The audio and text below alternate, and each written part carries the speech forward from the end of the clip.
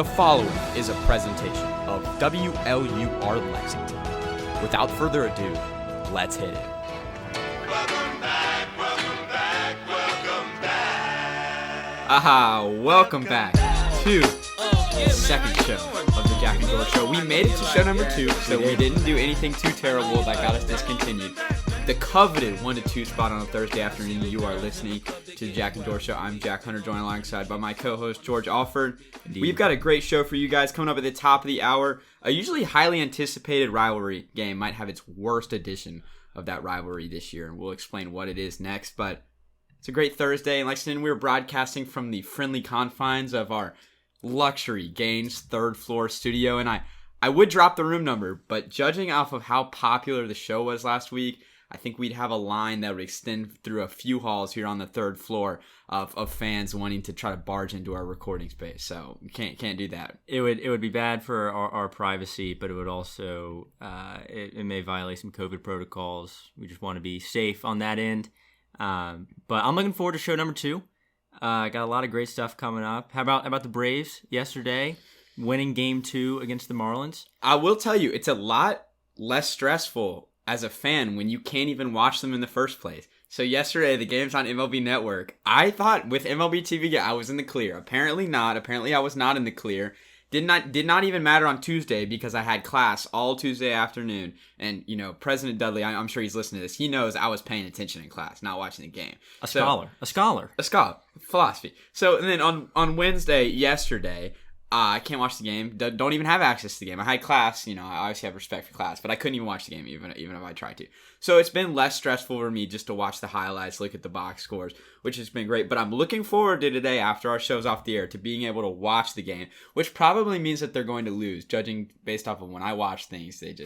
They turn terrible. They take a bad turn. So I'm definitely looking forward to that. But how about the MLB? They care about the younger generation. They love treating the Braves right with 2 o'clock games. Tuesday, Wednesday, Thursday, Friday. And if they make it to Saturday, the coveted 4 o'clock spot, then they don't even deserve to be on at night, just at 4 o'clock. So that is brutal. After what they did last week versus Cincinnati, where they put the Braves on in the middle of the day too, I mean, it's clear they don't like the Braves, right? Yeah, I'm really disappointed. As a Braves fan, I'm a little bit biased. I would prefer to see them in the prime time spot when I'm out of class.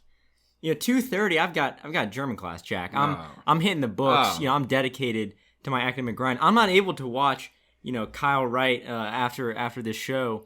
Get in and have his postseason debut. I'm not able to do that. I'll be interested to see if I can catch any later part of the game. Obviously, look at the box score after the game ends, after our episode today. But I'm looking forward to it. So we do really want to watch the Braves game today. I'm not sure about this game we're going to have to watch this weekend. We've got Oklahoma and Texas. It might be the worst Red River shootout in the 21st century since we've been born. So the last time one of these teams was ranked 22nd or worse and the other one was unranked, which is currently the case. Texas is ranked 22nd in the country. Right. Oklahoma is not ranked. 1999. Now, some of our upperclassmen here were alive then. We were not alive then. Texas was 23rd then. Oklahoma was unranked. Both of these teams should be unranked because Texas, I don't even know what happened when they beat Texas Tech. Put 64 on the board. They should have lost. Texas Tech, what are you doing? Texas should be 1-2 like Oklahoma is, so They should be unranked. So the last time both of these teams were unranked, 1998. So Texas and Oklahoma, what usually are the kings of the Big 12. Yep.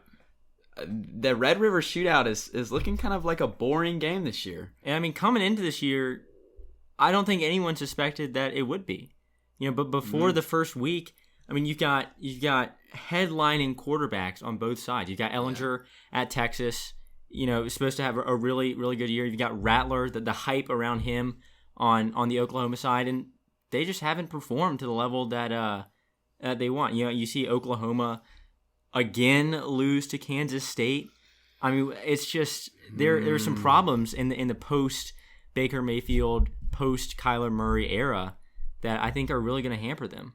Yeah, so for Oklahoma coming into the season, a lot of expectations. Yep. They after having Baker Mayfield Heisman, Kyler Murray Heisman, Jalen Hurts, really good ball player, second round draft pick, winner at Alabama, made it to the playoff at Oklahoma. You've got Rattler. He's already been on the QB1 Netflix show. He's already got all the clout, the fame. Right. And then you've got, like, we're back. Sam Ellinger, the famous we're back video after beating Georgia in the Sugar Bowl. That will never go away. Texas is ranked in the top 10 to start the year. Both of these teams ranked in the top 10 to start the year. And now they really both should be unranked. And the funny thing is Texas now is not even the best team in Texas. You know who that belongs to? That would be Southern Methodist University in Dallas, Texas. The SMU Mustangs. I have allegiance to SMU Mustangs. Shout out Will Benton, who graduated from my high school. I know he's listening right now. Graduated from my high school, is the starting long snapper for the SMU Mustangs. And I don't know if you saw their game-winning field goal when they beat Memphis, who was a ranked team, but that snap was right on line. The only reason they made the field goal was because of the snap. If that snap doesn't go off without a hitch, if Will Benton doesn't perfectly execute that snap, SMU loses the game. And Texas is still the best team in the state of Texas. So. Yeah.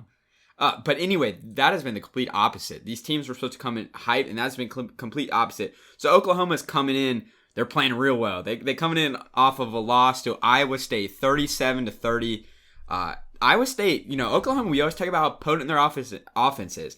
Iowa State had more first downs. They had more total yards. They had more rushing yards, and they had more yards per carry. And Spencer Rattler not playing very well. He's putting up very good passing numbers. Everyone in the Oklahoma system always puts up good passing numbers. But he's thrown 6 TDs to 4 interceptions in conference games.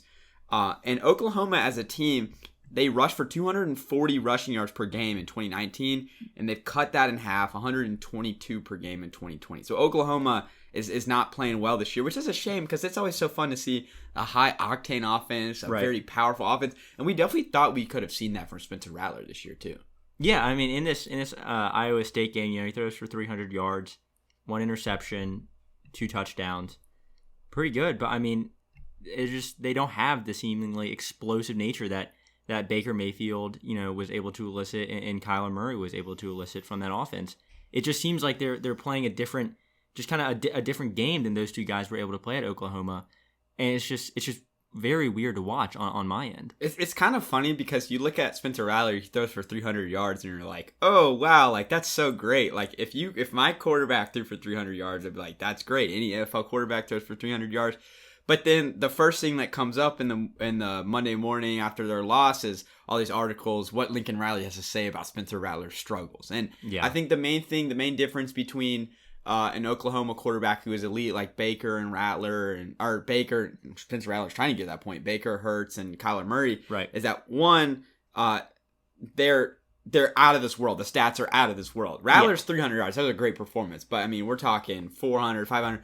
The rushing yards, too. Rattler's not established it on the ground. He had like 20 rushing yards last game. Right. Kyler was such a threat running the ball, and Hurts was, too. And even Baker was a threat on the ground, too. A little bit. And the interceptions, too. He's throwing a lot of picks. Yeah. And Oklahoma, as a team, has just not been able to run the ball very well. I'm assuming that some of that responsibility goes on him because if your quarterback is really dynamic and your quarterback can run really well, that directly contributes to your rushing yards. But his ability to air the ball out probably opens some holes.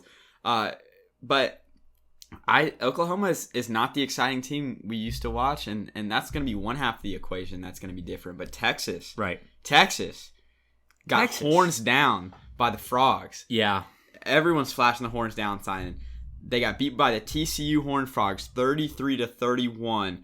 Sam Ellinger is now 1-3 against TCU. 1-3. It's not good. And Gary Patterson, the head coach of TCU, since TCU has joined the Big 12 in 2012, he is 7-2 against Texas. That doesn't sound like we're back to me. Going 7 and being 2-7 against TCU since 2012. No, I mean it really isn't. I just like this Texas team always has, at least in my recent memory, always has a lot of hype around it. You saw last year that game against LSU where Joe Burrow kind of came in clutch towards the end of that game. But before that game, I mean, there were serious discussions over whether Texas was just a better team and was going to beat LSU. And we saw that was not the case, and LSU went on to win the national championship. But Texas just seems to never, in my kind of recent memory, get off to that hot start. And even when they play teams like TCU, they're just not able to click efficiently able to kind of dominate these teams. And the way Texas lost too. I mean, it's bad. So I mean, TCU comes back from behind. They score with 4 minutes left, take the lead, and Texas gets down to the 1 yard line and coughs up the football. So it wasn't even like they played terrible versus TCU. TCU is a good team. Mm-hmm. Texas didn't play bad, but the way they lost. You just hate to see it. I mean, if you're an Oklahoma fan going in this week, you love to see it, but you've got your own problems. Right. I mean, so, you got to get your own house in order. You got to have an offense that's as explosive as it was in past years, if not more.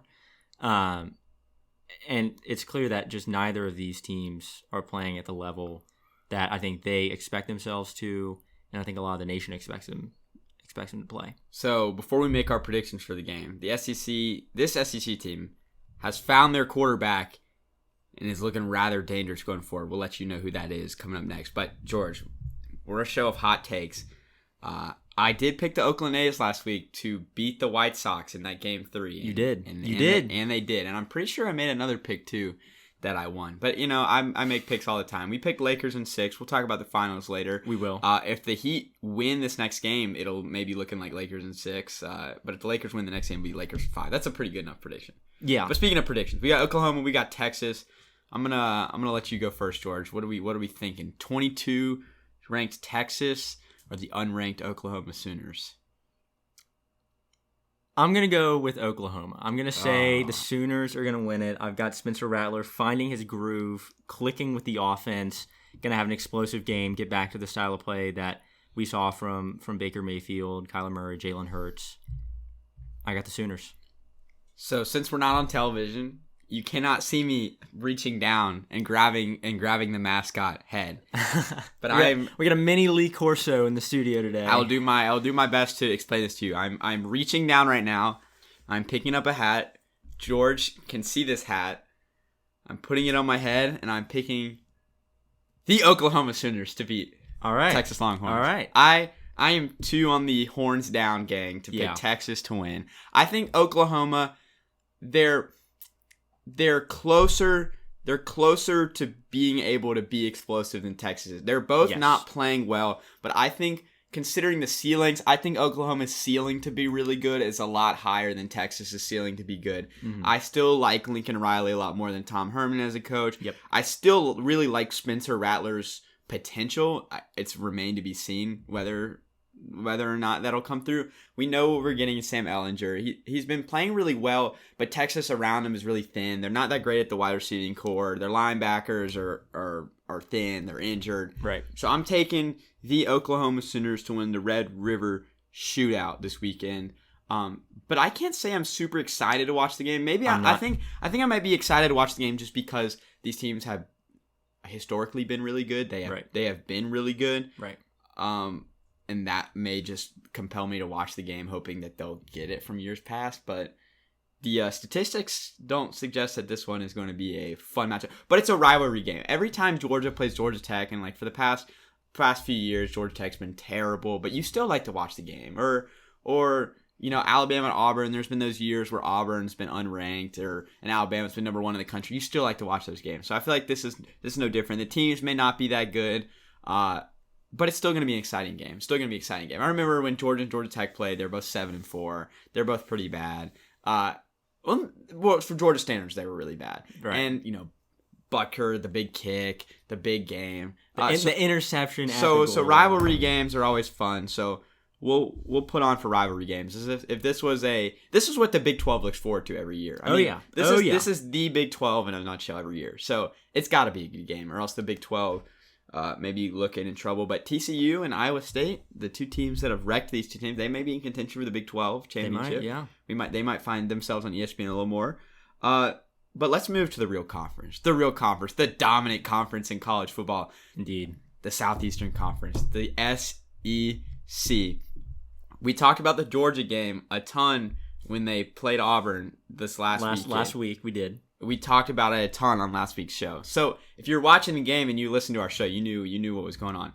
We said that this was Georgia's game to lose. That It was. We didn't know who was going to play quarterback. You thought Stetson Bennett was going to play. I thought Bennett was going to get it. I thought he was going to play too, but you were vocal in that. I was less vocal about it. Yeah. So, and Stetson Bennett did play. He did play very well. Threw for 240 yards, 1 touchdown on 17 for 28 passing, 0 turnovers, 0 interceptions. That's what you like to see. It was a great night for the mailman. And when we said Georgia was in control of the game, if Georgia had a good quarterback performance and if they played up to their standards, and they were going to have no problem beating Auburn. If they didn't, if they struggled at quarterback, they were going to have a problem beating Auburn. And although they did win 27-6, I do feel like that game could have turned very differently if Stetson Bennett had not played well. I'm hesitant to agree fully with you there. I think momentum was a factor, and I think Georgia just had the momentum, coming from great Stetson Bennett plays, rolling into the defense. But that defensive performance from Georgia was absolutely dominant. I mean, Bo Nix and that Auburn offense got a lot of hype around it. A lot of people saying that it's really good. No touchdowns. No touchdowns. You got 2 field goals. It's going to be hard to beat a ranked SEC team in the top 10 in the nation with no touchdowns. And I think, even if, obviously this is a hypothetical and we will never know if this is true, but I'm going to say even if Stetson Bennett didn't have the performance that he had, I still think Georgia wins. It's a lot closer than it was, but I still think Georgia comes out on top there. Well, my reasoning behind why I say that is that the Georgia defense played really well in the first half when they played Arkansas. It was 7-5 at halftime. Georgia was down 7-5 at halftime versus Arkansas. Mm-hmm. The Georgia defense, that wasn't going to change. They held Auburn to 1.8 yards per carry, 6 for 15 on third down, 52.5% completion. And Georgia's defense might have willed them to win. But the thing is about Stetson Bennett, though, is Georgia was 9 for 14 on third down, which is a great showing compared to 6 for 15 for Auburn. So Stetson Bennett's play, I think he was largely responsible for a lot of those third downs. A quarterback, you can't just stick it behind into your running back. Right. You have to have some sort of skill. Right. 9 for 14 is really good on. So those were 9 times where they extended drives. They kept Auburn's offense off the field. And they were able to score 24 points at the halftime. Now, they did only score 3 points in the second half. But those 3 points in the second half were to show you that Georgia's not just a naturally explosive offense. They need a quarterback to come in there and really lead them. And I think Stetson Bennett led the job. He doesn't need to be a superstar every week. I thought he played very well. He doesn't need to be a superstar every week because they've got George Pickens, Kyrus Jackson, Peach County's own Kyrus Jackson from Georgia, the 478, right? The Warner Robins area. We love it down there. They don't. They've got Zeus White in the backfield, James Cook, a good offensive line, but you do need a competent quarterback. You do need like a Jake Fromm type guy. You do need like an AJ McCarron for Alabama, like someone who can just come in and make the plays when they need to make the plays. And that's what Stetson Bennett did for them. So they don't need to be a superstar. But if you don't have a competent quarterback who can make those good decisions, like we saw in the first half, DeJuan Mathis did not play well versus Arkansas. Right. Then that's where you put the team in trouble. So I don't know if Georgia's defense would have played any worse, but Auburn's time of possession would have gone up. Their momentum would have gone up if their defense had made more stops versus Georgia. Mm-hmm. Their field position would have gotten better. So I could have seen them putting up a few more points as a result of Georgia playing poorly on offense. So just the argument that Georgia's defense can just carry them the whole way is not true. They can carry them a lot of the way.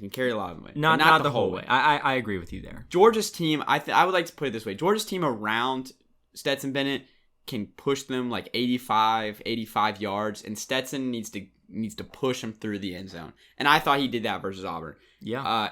And now they have faced a tough task too with Tennessee. And Tennessee is on a 8-game winning streak, which doesn't even seem right because we're used to just Tennessee losing to Georgia State last year. Right. Tennessee, Jeremy Pruitt going like it's a disaster. But Tennessee now ranked number 13. They had a pretty, I don't know about humiliating, but it was a weird way to win a game. They beat South Carolina 31-27 in a game that they punted to South Carolina. South Carolina was going to have a chance to win the game. Yep. and they muffed the punt. It's a high punt. It bounced. The Gunners, the South Carolina guys, they were blocking the Gunners on the outside.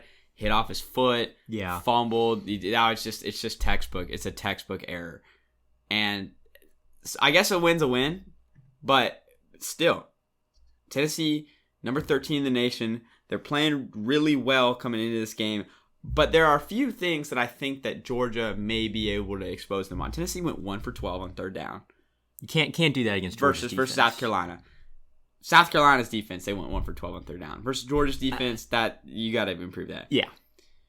But Tennessee had 13.1 yards per carry on the ground. So Auburn averaged 200 yards per game last year on the ground and ran for 39 yards against Georgia. So Georgia shut down Auburn's running game. Yeah.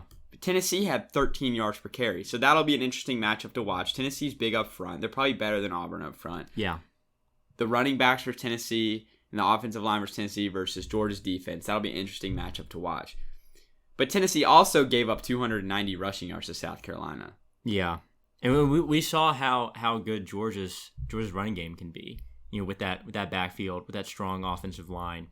So the combination of Georgia's defense being better than any defense that Tennessee has faced this year, and then a few things, and maybe even a lot of things go right for Stetson Bennett, but then also just the strong presence of Georgia's running game, I think bodes really well for them against Tennessee.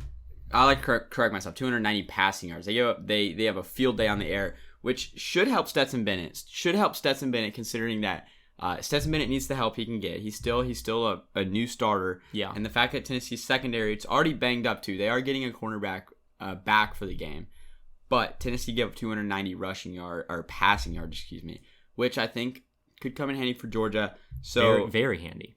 Coming up after this segment, we'll wrap up our college football talk, including the first leg of the Commander-in-Chief's trophy. Right. A tragic bowl cancellation. And no, UCF cannot be the national championship.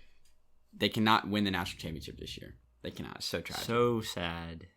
But before we move on, we got to have a pick. We got to pick Tennessee.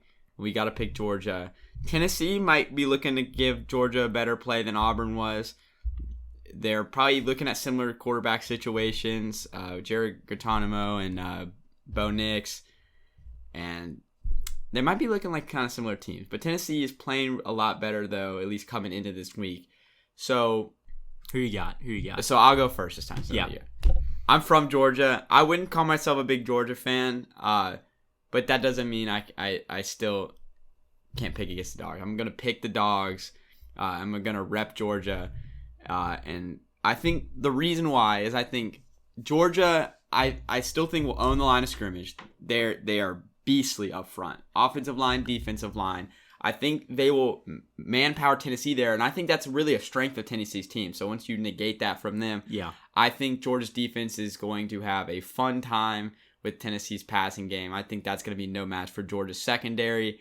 And I think offensively for Georgia, if they do what they kind of did last week versus Auburn, they give the ball to Zamir White 20 times, give James Cook a lot of carries, and then Stetson Bennett makes the plays on third down that he needs to make. I think that's a great recipe for success. And I think if they beat Auburn that bad, I think they can definitely beat Tennessee. I don't know about how much. I think they can definitely beat Tennessee, though. I'm gonna join you on that pick. As you said, I'm also from Georgia. I grew up a Yellow Jackets fan. I bleed yellow and black. But I just think Georgia's a better football team after that performance last week from Stetson Bennett, and then all the factors that you named. I just think their defense is going to overwhelm the offense of Tennessee, and I think Stetson Bennett just gets it done with some help from the backfield. But I think he gets it done against a damaged Tennessee secondary with some really solid receivers. I've got Georgia. Wow, we're bright minds think alike. We picked 2 games, right? And we both picked Oklahoma, and we both picked Georgia. So that means if you're picking the game, you should automatically fade us. You should automatically pick who we don't pick. Yeah. Anyway, let's finish up this college football segment. The Air Force Academy defeated Navy last weekend 40-7, which was surprising because Air Force is missing 40 players on their team due to turnbacks, which is what the Air Force and the service academies let some of these guys do, and with the NCAA, they let these guys take the semester off from the campus due to COVID. The Mountain West wasn't sure where Air Force was playing, wasn't sure if they were playing in this fall or spring. So a lot of the guys say we're not coming back for the fall. We'll be back for the spring season.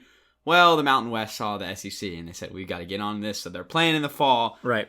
But those guys can't come back to campus, so they maintain their eligibility. They're not losing eligibility, but they cannot play this fall. So Air Force is missing 40 players. They're missing their starting quarterback too, Donald Hammond III, because of a loss of good standing as a cadet, which I think it's so. It's like high school. It's like high school. You got all the other teams. Their quarterbacks can get away. They flunk a class here or there. They make a bad decision. Oh well, you just run some more sprints in practice. Right. I don't even know what Donald Hammond did, but I'm assuming. I think it. I don't know how silly it could be. It could be really silly for all I'm concerned about. And like a high school game, he's just suspended. He's suspended for the game. You can't play. No, he's not allowed to, in quotes, participate in extracurricular activities. Yeah. So that didn't matter. That's the Air Force. That didn't matter though. Air Force held Navy to under 100 yards rushing. Navy runs about every play too.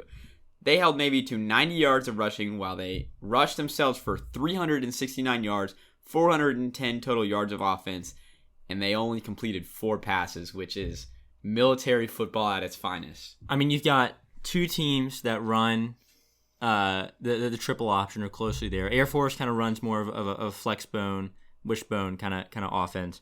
But both teams are very, very run heavy.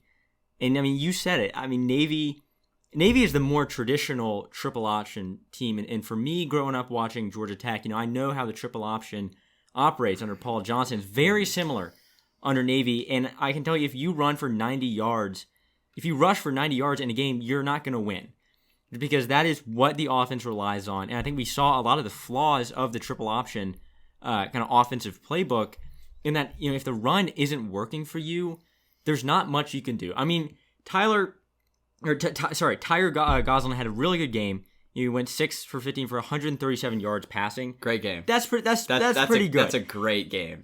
For a triple option quarterback. No, I'm not buying that. He was put in some bad situations, but the fact that they had to throw the ball 15 times is obviously a concern. Right. But 6 for 15. I mean, let's do some quick math. That's 2/5. That's 40% passing for about 130 yards. I wouldn't say that's great.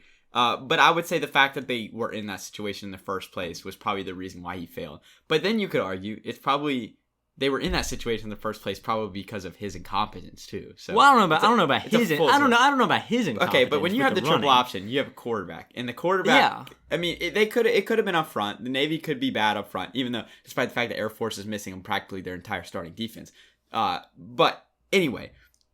It all starts with the quarterback. I'm not saying he was playing Big 12. It all starts with the quarterback. I'm not saying he was playing Big 12 quarterback games. I mean, he was not embracing his inner Kyler Murray in any sense. But he was forced to go to the pass. There's no doubt about that. Because when the rush is not working, the only other option for the triple option, if you need big yardage situations, 3rd and long, even just long plays, is the pass. But the reason they were there might have been because he was unable to cultivate a triple option offense that was effective enough that they could stay out of the air.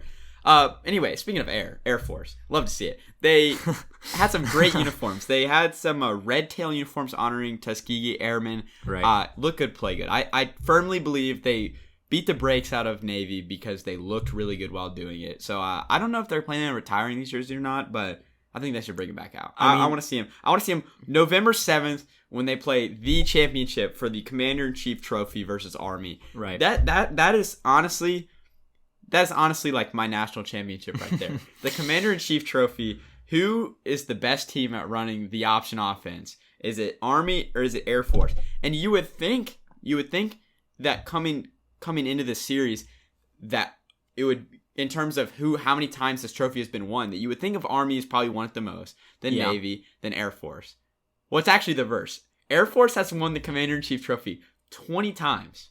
They haven't won it since 2016. What's Navy and Army? Navy has won it about 16 times, and Army's won it about 8 times. Ooh. So you think coming into this game that Air Force is the little brother that's going to try to disturb the Army-Navy game. That's not true. That's not true. Air Force is coming to reclaim the trophy they've nabbed more than Army and Navy have. And finally, it's such a sad day.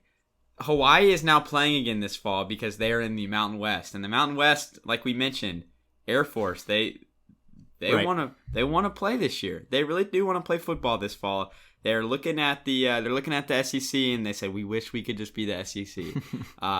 And they're playing, but the problem is the Hawaii and the Bahamas Bowls have been canceled this year. Not only are they just great bowl games, especially the Hawaii Bowl. Who doesn't like to watch Christmas Eve bowl games? It's But beautiful. Beautiful. Hawaii no longer has a bowl game to go to because the Hawaii football team has played in their own bowl, in their own stadium, 9 out of the last 10 seasons, or last times they've been in a bowl game. The only exception to this is their 2008 Sugar Bowl appearance when they lost to Georgia when they were a really good team. So they couldn't play in the Hawaii Bowl because they were too good to. Yeah. So it's just sad news. You love seeing the tropical games, and I would love being a player going to Hawaii or Bahamas to play a football game. It's always just beautiful games to watch, those bowl games. It is really sad that Hawaii does not get to play a bowl game this year. An additional concern that kind of is on my mind is how that plays into the college basketball tournaments that are hosted there, and that may be a discussion for another time. But with COVID, a lot of the situation being fluid right now, a lot that we just don't know. And UCF are not the national champions. They lost to Tulsa, so no undefeated season. It doesn't matter. The world's smallest violin is playing for UCF. Coming up after the break, we're going to take a short station break so you can rest your ears. There's no time like the present for trading your star wide receiver. We'll tell you which team should do it next. You're listening to the Jack and George Show here on WLUR.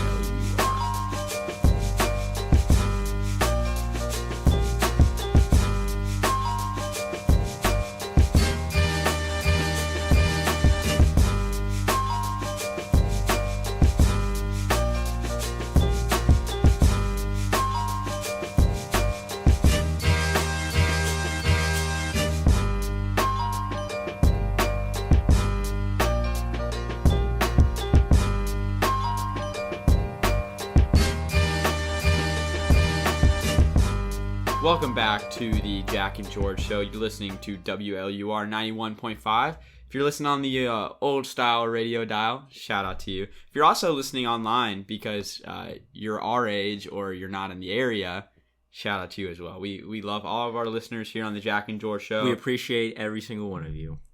So things the Falcons should appreciate. The Atlanta Falcons should be appreciating Julio Jones by helping him win some football games, but they really aren't. Julio Jones, the peak of his Falcons careers, is making one of the most unbelievable catches I've ever seen in the Super Bowl. It's a catch that should have just sealed the Super Bowl, but everyone knows the story. They do not end up sealing the Super Bowl and lose the biggest lead ever. And now the Falcons, a few years later, instead of continuing the momentum they had brought to the Super Bowl, they are now in the dweller of the league. They're sitting at 0-4 at a crossroads. We said last week there's no way Dan Quinn can keep his job if they play terrible. I said from the beginning of the year, there's no way he can keep his job if they lose to Dallas the way they did. There's no way he's going to keep his job losing to Chicago like that. And I didn't think, after how I saw them play, they were lethargic playing versus Green Bay. They looked like they were a high school team playing against Aaron Rodgers. It was bad. It was bad. And the funny thing was, it was almost relieving as a Falcons fan because they were so bad in the game for such an extended period of time that you knew they weren't coming back to win. So your hopes weren't even up in the first place. It was nice to not get a lead to blow. The Falcons are usually good enough to where they get in front and then they blow the lead. You don't have to be historically bad in the fourth quarter. Nobody will talk about that if you're historically bad in the first three quarters also. And then the Falcons were terrible. Going into halftime, they were down big. Ty Gurley had a few touchdowns here and there, but, garbage time touchdowns. Yeah. So that raises the question. Julio Jones plays a few snaps in the game, gets taken out in the first quarter, hamstring bothering him, his ankle, foot, always. He is always seems to be injured. And I feel bad for him. So Jones has a team-high $20.146 million cap hit this year. He carries a $23 million cap hit in 2021. So if the Falcons were to trade him, we'll talk about maybe why they should. They would create $9 million in dead money, but they would clear $11 million in cap space, and it would take his contract, which runs through 2023, off of the books. And at 0-4, you're sitting at a crossroads, and I saw this the other day, and I was like, oh, why would they trade Julio? But now I've come around to it. I think you're 0-4. You're not going anywhere this season. Julio's getting towards the back end of his career. He still has some value left right now, though. What do you gain by keeping him? I don't think anything. I'm in the same boat that you are. I may even go further and declare that it's time to ditch Matt Ryan as Falcons quarterback. It's clear that the Falcons, as you said, they're just dead in the water. They had a lot of momentum going into that Super Bowl. I mean, just a great team in that Super Bowl, and just were not able to continue any of that momentum offensively. And they've been riddled with injuries in the secondary on defense. But really, on either side of the ball, they're just not playing to that level where they were when they got to the Super Bowl. And I just don't know what the remedy is with the current staffing.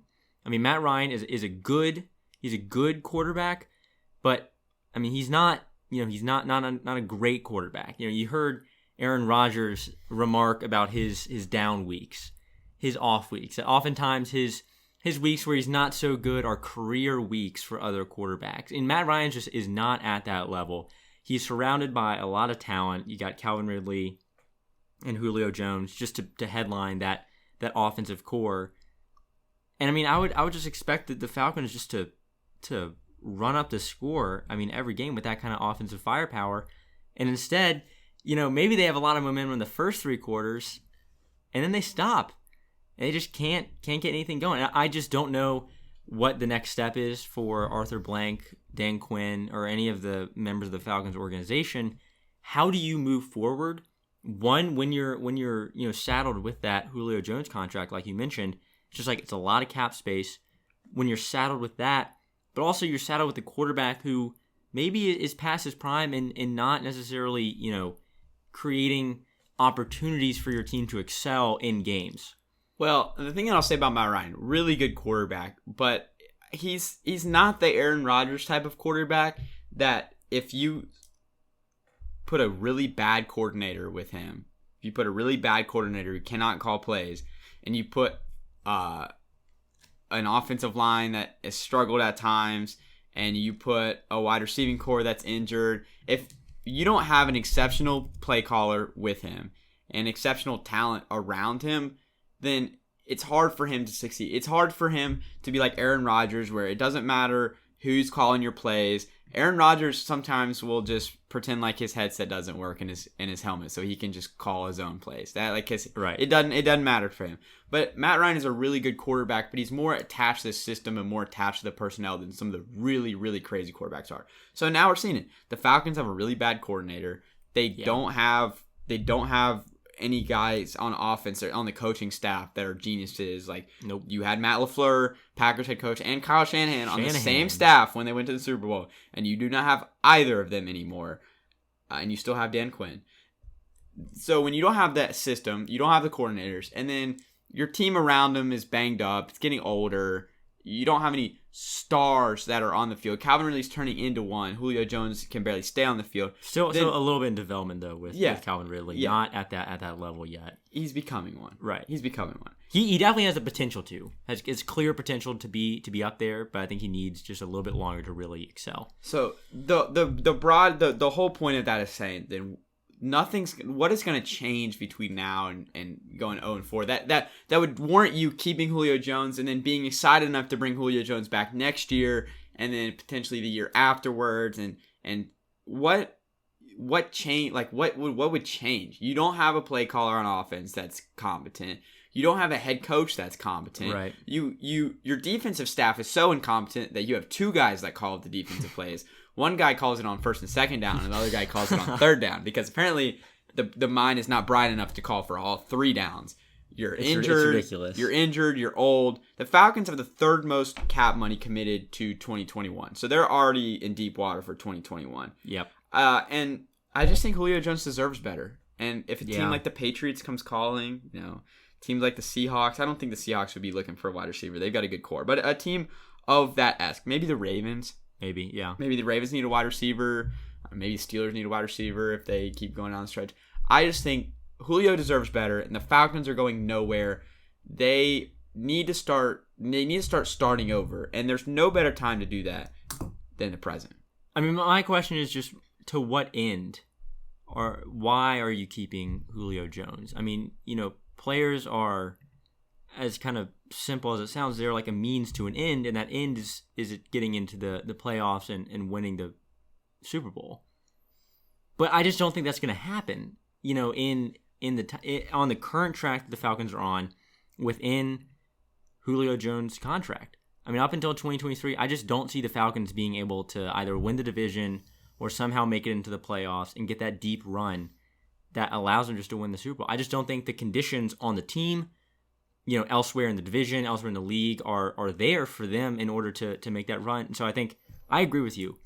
A restart has to be made, and I think the more they delay it, the more painful it's going to be, and I think the longer it's going to take to get back to a championship Super Bowl level team. And they've already delayed it too. They could have started after last season. They could have started when they started 1-7 last year, or however bad they were. I think it was 1-7. They could have started then. They really could have started in the offseason. They had a golden opportunity to bring in a new coach in the offseason, establish a new philosophy of what the team wants to do, get new coordinators in here. Yeah. But now we're running out of time before it starts to get a little ridiculous to what they're doing. Speaking of another team that's not doing too hot, the Washington football team. Yep. Dwayne Haskins is now being benched. Not only is he being benched, he is not on the quarterback depth chart. He is not the starting quarterback anymore, and he is not the backup quarterback anymore. That is rather interesting. Interesting. They gave him 11 games to start. He threw less than 350 passing yards. And that's just a reminder that some franchises play chess and some franchises play checkers. And the Washington football team is not a franchise. I'm going to give you a hint here that plays chess. They do not play chess. Right. If you look back at their history, the recent history, they have never really been able to draft good quarterbacks. Nope. They've never been able to develop good quarterbacks. Nope. They have not been able to keep quarterbacks on the field, even when Robert Griffin III seemed like he was going to be healthy until they decided, well, injury prone. Let's try to tear his knee up, and then when he doesn't come back as good as we hoped, maybe we can just get rid of him and call him a bust. The Washington football team is continuing to show their incompetence at starting quarterbacks. Dwayne Haskins, in his short time in the NFL, Dwayne Haskins may be bad at football. He may be not a good NFL quarterback, but they're giving him a bad hand to play with. Yeah, He has had 3 head coaches. This is in his second year. He has had more head coaches than he's had seasons in the NFL. He's approaching about a season and a half in the NFL, and he's had 3 head coaches. He's had no veteran quarterbacks that have showed him the ropes whatsoever. Usually you have the veteran quarterbacks, the Alex Smiths that show the Patrick Mahomes, that's in your best interest. The Ryan Fitzpatricks that's showing the Tuas down in Miami. Yep. They have 0 veteran quarterbacks that could help them. One of them, you had an interim head coach last year where most of his starts happened. That was not even being considered. He did not want to return to the team. Nope. The interim head coach, Bill Callen, did not want to return to the team. Had no interest in the future of the organization because he was not going to stay with the team. Yeah.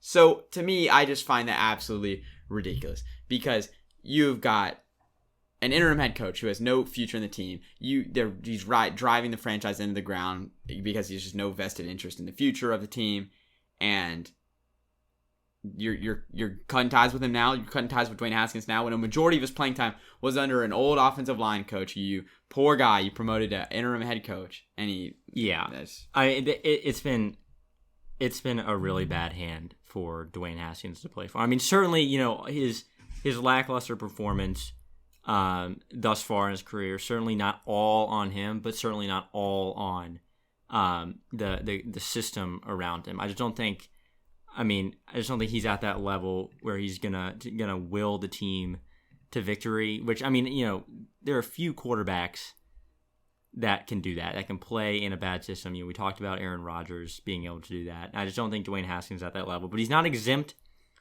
from blame. He certainly makes his fair share of bad decisions with the football. But I don't know, I'm excited for Kyle Allen to play for the football team. You know, looking forward to seeing what he brings to the table for them. But this is a concern about the NFC East, and I don't want to get too big with this discussion. But we did talk about the NFC East last week. It's a crapshoot. Just a division that is not good. Not playing good football. That's now. That's an elite analysis right there. And another thing too, not only does he not have a coaching staff, not only is he with a first-year head coach this year after having the interim coach. We talked about the interim coach. I mean, what do you expect a rookie quarterback to do with an interim football coach? They don't have any talent around them. They've got a rookie running back who's never played running back before in his life, Antonio Gibson. Right. They don't have an offensive line. The left tackle last year, Trent Williams, quit on the team, so he wasn't going to play anymore. They traded him. You've got no defense practically except for a decent defensive line. Yeah. What did you expect him to do? Unless he's literally like the second coming of like Aaron Rodgers or Russell Wilson and what is he supposed to do? I'm literally. I mean, you remarked on my elite analysis. I'm just at a loss for words. There might be maybe one quarterback or two quarterbacks that could actually be a winner with the Washington football team. Dak Prescott, you take him and throw him into the Washington football team. I doubt they're good. I still think they're under 500. They're not playing well. They might be looking to bench Dak Prescott. Definitely Carson Wentz. If they put Carson Wentz on the Washington football team, they'd be terrible. They would not be a good team. Yeah. You put Matt Ryan on the Washington football team, I'm not sure they would be that good either. So Matt Ryan, who you got? Who you? I mean, you put Patrick Mahomes, and you'd probably put Russell Wilson on there because you need to be you need to be able to run for your life if you're a quarterback of the Washington football team. And I don't know. Yeah. I know Aaron's got that in him, but anyway, that raises the question: if Trevor Lawrence, if a team like the Giants, a team like the Jets, or a team like the Lions are on the board first overall, and they're on the clock, you know they can't develop quarterbacks. The Jets have a really talented quarterback in Sam Darnold. He cannot win with the Jets. He cannot win, even though he's good. Daniel Jones, not good. They can't win, obviously, because he's not good, and the Giants aren't good. No. The Lions. Are they ever going to be good? They've regressed since hiring Patricia. I mean, they're not moving forward. So they're moving backwards. If you're Trevor Lawrence and you could potentially be one of the league's biggest stars, he's one of the most famous college football players we've seen in a long time. Yeah. You could be one of the league's biggest stars. New York teams and the Detroit Lions are on the clock. Would you pull a John Elway and say, "I'm not playing for you guys"? Because on one hand, it's New York. They're popular. They're popular. He'd be a big guy, icon. A lot of money there. But past his rookie contract, there might not be it might not be a good long-term investment. And if he just wants to win inside, if he wants the competitor within him. If he wants to win, and he wants to still be alive after his rookie contract, because you see Joe Burrow getting smashed in Cincinnati. Yes, He's getting killed. Bad. He's getting killed. What do? Do you just say I'm out? I think it's a concern that has to be raised, and it may have to be on a case by case basis, depending on which team is projected to take him. But I mean, I think Trevor Lawrence should really consider it, because you've seen a lot of really, really good college football quarterbacks get drafted highly in the NFL and then not move up from there. Their rookie contract is kind of like their last big thing, and they either regress through injury or they're just in a bad system. We saw that with RG3, and even Geno Smith to some degree is a name that comes to mind of a quarterback that was really good in college, and then went to a system in the NFL and just kind of became lackluster. So I don't think you really don't want that to happen for a guy like Trevor Lawrence, who is really a prolific talent at Clemson. But then the question becomes, is it going to change? Like next year, is the draft order going to be any different? I mean, do you think Washington is going to find a way to turn it around in 1 year and not be last in the league? Right now, two dark horse teams to get the first overall pick are the Texans and the Falcons. Both sit 0-4. If the Falcons get the number one pick and don't draft Trevor Lawrence, that would be peak Falcons. I don't care. Matt Ryan, great quarterback, everything. He's 37. You got to. If you can get Trevor Lawrence, you get Trevor Lawrence. If they pick Trevor Lawrence number one overall, who do you start week 1 for you? Probably Matt Ryan. You probably don't cut ties with him immediately because you still owe him a ton of money. And Trevor Lawrence can learn a lot from Matt Ryan. Mm-hmm. It's another thing, too. I wouldn't mind seeing Trevor Lawrence sit for a little bit, learn from Matt Ryan, and then maybe they'll let Matt Ryan loose. They cut him, trade him, and you let Trevor Lawrence go. But Houston's an interesting scenario. They have Deshaun Watson, but they... Another Clemson quarterback. Yeah, another Clemson quarterback. And they're definitely Another really good They're definitely Clemson going to keep quarterback. Deshaun Watson. But then the question is, who do they trade the number 1 overall pick to? So that could be a messy situation. But what's not going to be messy is how right we are when it comes to these picks. So we got Thursday Night Football tonight. Bucks at Bears. I'm taking the Bucks. I think the Bears are still the worst 3-1 football team we might ever seen.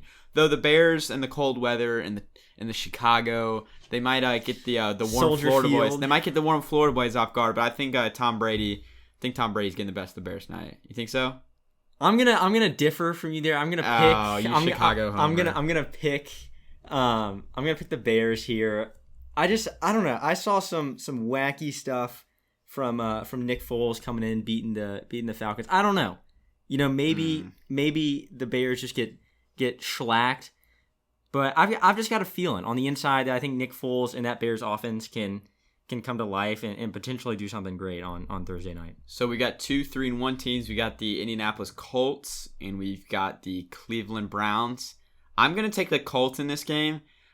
Cleveland played really well last week, I think largely in part because Dallas is a bad football team. Yes. I don't think Cleveland is a bad football team. I just think Indianapolis is for real. They will come in, they will run the football very well and play good defense in a low-scoring battle.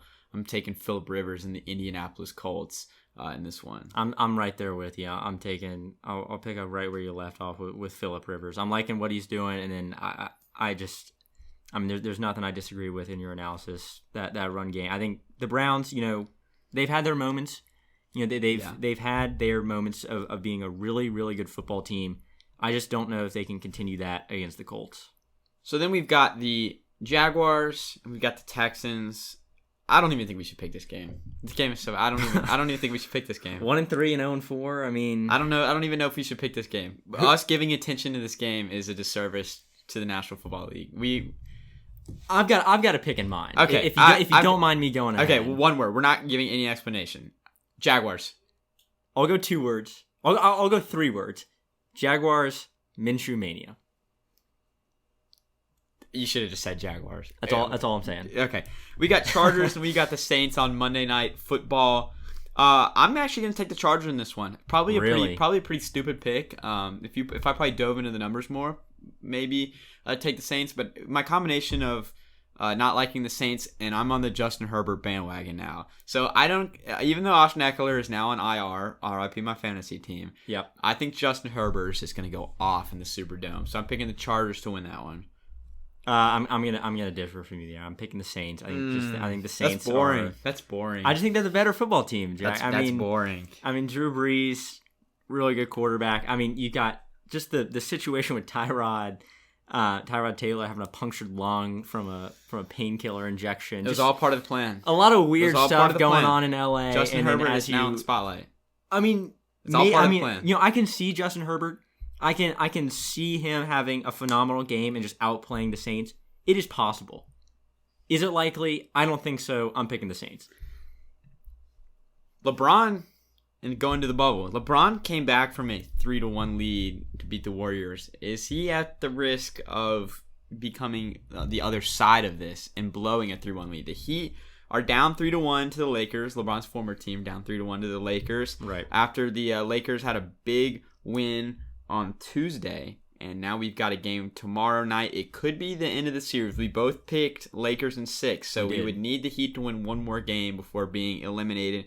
But I feel bad for the Heat because the Heat were a really good team coming into the bubble. They surprised everyone. They beat the Celtics, beat the Bucks. They're in the NBA Finals. They're a really good team, and it's kind of like the Nuggets in that they have been playing so hard for so long. They've needed to exert so much energy for so long that they're just kind of breaking down. Goran Dragic, starting point guard, really underrated member of this Heat team. He really makes them run as a point guard. Plantar fasciitis in his foot, can't play in game 4. And then you've got Bam Adebayo, the only player on the Heat that can somewhat even maybe try to stop Anthony Davis. Yeah. He's got a neck injury. He's got a shoulder injury. He's missed some time in the series. And wasn't 100% on Tuesday. And even when he was in the game, you could just tell. Yeah. Not 100%. So they're on defense. Defense, it's just a bad matchup. Offense, they're not clicking on all cylinders. And that really puts it an unfair burden on Jimmy Butler. Because Jimmy Butler now is expected to pretty much just put up LeBron James numbers in order for them to win. And the only game that the Heat did win was when he put up 40 points and outplayed LeBron. But obviously it's not really realistic for him to outplay LeBron James. I'm gonna yeah, I mean there's nothing I disagree with there. I just think everything is clicking for the Lakers. I mean, you saw late in that game on Tuesday, Caldwell Pope and Anthony Davis just sank 2 clutch 3-pointers. I mean, just everything. Seems like everything is clicking for the Lakers. I mean, everything they need to go right is going right. You've got Anthony Davis averaging 26 points per game, 9 rebounds per game. LeBron has 10 assists per game. I mean, they're just a better basketball team in my mind than the Heat. And the Heat certainly have the ability to beat the Lakers if certain conditions are met, like Jimmy Butler going off for 60 and Bam Adebayo and being healthy. Yeah, Bam has to be being healthy. I mean, Dragic is out, so it's already a tough sell for the Heat, and Bam not being 100%. Anthony Davis is just really good. I mean, He's a you very saw good a basketball lot player. of people. You're hitting the head on the nail today, George. There's nothing else that needs to be said. I mean, you saw a lot of people criticize that trade that LA made for AD, and now, I mean, I think he's Finals MVP. If they win Friday night, if they win tomorrow night, I think he's got to be Finals MVP. Unless LeBron goes for 60 and AD has 2 points and just can't sink a shot, which I don't think is going to happen. It's just a mismatch. I mean, you can't guard all the talent that the Lakers have. They're just too good. And it's really simple this down. You can't really guard the 2 players that the Lakers have. You can try to guard all the other players, the Rondos and the Dwight Howards and the JaVale McGee's. You can try to guard them. But trying to have 2 basketball players, or even 3 or 4 on the other team, try to guard LeBron James and Anthony Davis simultaneously is virtually impossible. And the Lakers are going to win the NBA championship because of that scenario. And it's a shame that Bam Adebayo wasn't more healthy for the series, and that we didn't see Tyler Hero pop off and have another huge performance, because he's already been playing really well, but another big game. We didn't see Duncan Robinson have another big game. Some of those factors would have led to the Heat being more competitive in the series. But at the end of the day, this was the Lakers' finals to lose, and they've really showed it so far because they played that much better. Yeah. And it's not even a knock on the Heat. It's like the Heat are, they're playing their hardest. They've played so well to get this point, and you just look at them and you kind of feel bad. Because you get the Lakers and they're the top dogs, Anthony Davis, LeBron, and it's just the Heat are hanging on by a thread. They're injured. They're the underdogs trying to find more energy to keep knocking off the teams that are supposed to beat them. And I think their run is just kind of done. I mean, LeBron. Keep in mind, LeBron just got put on the Wheaties box. Oh. I'm a big fan of Wheaties. I eat my Wheaties every morning. LeBron's on the Wheaties box. That's big. But LeBron James, if he wants to get to the rim in a basketball game, he's going to get to the rim. He's either going to make the shot, low percentage chance he misses the shot, or he gets fouled. The combination of him and Anthony Davis is really just a dominant performance that is unmatched by really any duo that I've ever seen. And that'll wrap it up today on the Jack and George. So we had some great conversation today. But first, Heat or Lakers? You think on Friday night, we both think the Lakers will win the series. Do you think the Heat can get Game 5 on Friday? My original pick was Lakers in 6. Lakers win on Friday. You said what needed to be said. Thank you for listening, guys. We'll see you next week. The coveted Thursday 1 and 2 spot. We love it. We appreciate you listening in, and we'll have some great things to talk about. Hopefully, we'll be talking about the Braves and LCS next week. Hopefully. And that'll wrap it up today. Thank you guys for listening, and we'll see you next week. You know you like that. You know you like that. You know you like that.